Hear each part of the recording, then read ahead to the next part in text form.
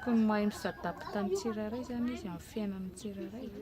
Toetra tokony hananan'ny mpitondra eto amin'ny firenentsika dia mahay mijery an'ireo sahirana izay tena atao hoe mila fanampiana amin'izao fiainana sarotra izao, satria ao anatin'ny fahasahiranana mafy tokoa ny olona amin'izao, ny vahoaka zany amin'izao tokony hanana toetra hanakaiky an'ireo madinika.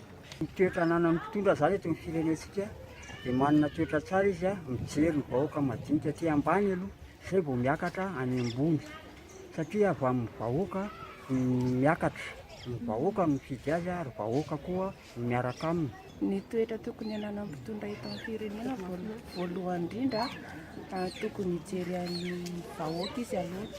Le vahoaka teneny koa le vahoaka tsy hanasa. Betsaka ny olona tsy hanasa eto Madagasikara, eto Antananarivo, eto amin'ny firenena.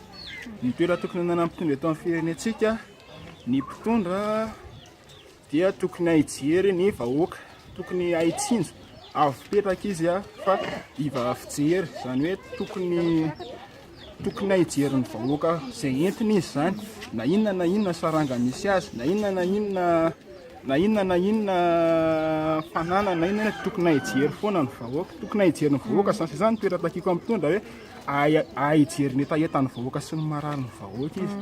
Mba tokony hijery ny majinika dia tokony hijery ny sahirana, hoe tokony hijery koa vidim-piainana sy ny lafiny rehetrarehetra fa tsy dia variana mitondra ao ambony eo fotsiny.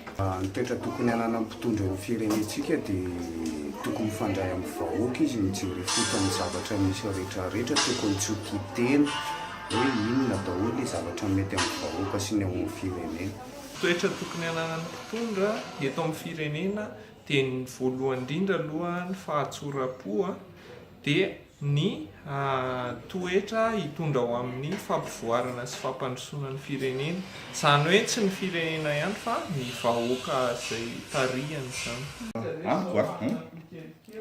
Ny toetra tokony hananan'ny mpitondra tsy mifidy hoe iza dia mpitondra eo, fa ny toetra tokony hanana zany dia toetra hoe mendrika, tokony hoe filoha zany.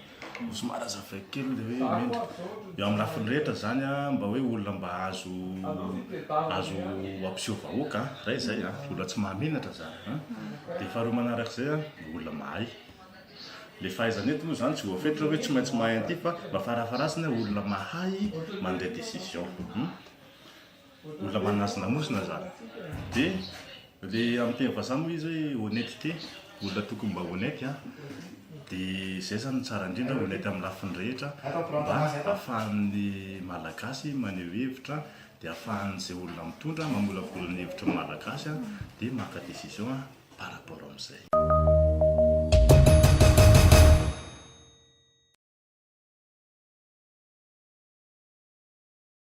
Fampiserasera amin'ny mahafantatra ny olana ny tsirairay amin'ny fiarahamonina rehetrarehetra tokony ho fantarina zany, izay rehetra tokony ho fantarina. Tokony hijery ny vidim-piainana izy aloha voalohany indrindra, satria misy sarotra izao ny fiainana ny vidim-bary miakatra be. Tokony hijery ireo tanora tsy hanasa. Ny asa maika tokony hoan'ny vahoaka ny mpitondra dia ny fijerena ny fiainam-bahoaka voalohany indrindra, dia ny fikarakarana ny tokony mba azo ataon'ny vahoaka tsirairay amin'ny olona rehetra, ny be ny tsy hanasa, betsaka ny renireny fotsiny. Izay ny tokony mba mahasoa ny filoham-pirenena izay mitondra. Ny asa mavesa-danja tokony tanterahan'ny mpitondra dia ny voalohany ahena aloha ny vidim-bary dia ny anankiray amena asa tsirairay avy ireo olona tsy hanasa, satria tena be dia be tsy hanasa.